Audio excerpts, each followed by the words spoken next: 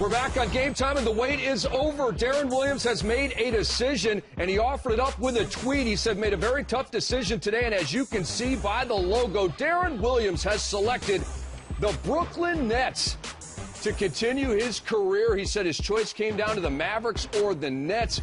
Rick Camla, Dennis Scott here in Atlanta. Deron Williams is staying with the Brooklyn Nets. Does this surprise you in any way? Not at all. Not at all. Billy King's been saying all year long that he had a good relationship with Deron, that they could offer him the most money. It was all about putting the right pieces around to keep him comfortable. The Joe Johnson move, I think, was huge. Now he has a running mate. You can arguably say now you have these two guys in the backcourt. I can't think of any other powerful backcourt in the Eastern Conference right now. So with that being said, find a few rebounders, find a few junkyard dogs that you can get in there and just rebound, do the dirty work.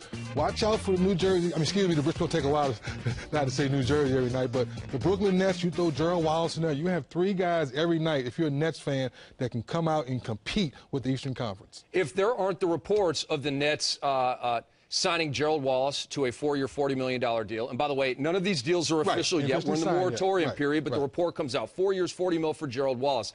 The Joe Johnson trade, trading a bunch of spare parts, basically, a bunch of expiring contracts to get, a six-time All-Star? Six-time All-Star. If the Nets do not re-sign Gerald Wallace, and if they do not trade for Joe Johnson, is Deron Williams still making the same decision? I think he's still him and Han. I think the Wallace trade's okay, y'all serious, but when you went out and took on Joe Johnson's contract, we all thought that was the last contract in the NBA that we thought would never get moved. It's been moved now, and we know Joe Johnson's been an All-Star. We know he can play. So him and Deron Williams on the same page, two bona fide All-Stars who can score at will any given night. It's going to be very interesting to see the extra pieces they put with them. There is no such thing as an untradeable contract in the NBA. Right. Y'all know that by now. I want you to talk about how classy Deron Williams has been through this entire process. It seems like he has handled it brilliantly. Am I right about that? Being quiet, letting his agent do most of the talking for him behind the doors with Billy King and the rest of the general managers. Now coming out with his beautiful family holding him, say, hey, I'm going to stay on the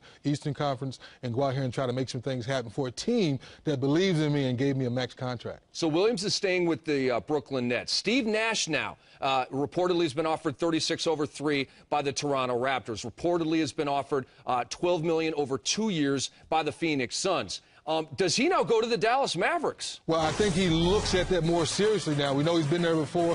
We all know that him and Dirk are still great friends. So with that being said, that seems like the most likely candidate now, because at this point in his career, he wants to be around another bona fide superstar to give yourself a chance to compete for a championship every year. There's no guarantees anywhere, but you want to go to battle with guys you know has been there and done that, and I think going to Dallas would help him with that. It does make some sense. We'll see how that all pans out. Now, on Ray Allen, speaking of classy guys here, the Celtics, Grizzlies, and Timberwolves are reportedly in the mix. And David Aldridge of NBA.com is reporting that Ray will visit the Heat on Thursday and the Clippers on Friday. Now, Ray is an unrestricted free agent, can't sign any deal officially until the moratorium is lifted on July 11th. Here are expected deal offers from Miami, only about $3 million per. The Clippers, the mid-level exception, and Memphis, the mid-level exception, and about $5 million per year. That is the deal that Jason Terry reportedly was offered by the Boston Celtics. That mid-level exception, Boston, an expected deal from them would be a 2-year deal at about $12 million. Is this going to come down to cash for Ray Allen, or is this going to come down to fit? I'm leaning more towards fit and being able to play. Ray Allen wants to play. He don't want to come off the bench. I think he feels he can still shoot with the best of them. We all would agree with that.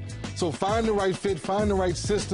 We know Doc Rivers does an excellent job of putting him in the right spot so he can be successful knocking down shots. But we know money is an issue. So if you want more money and you want to stay with a system that's proven and got you a ring, you stay with Boston.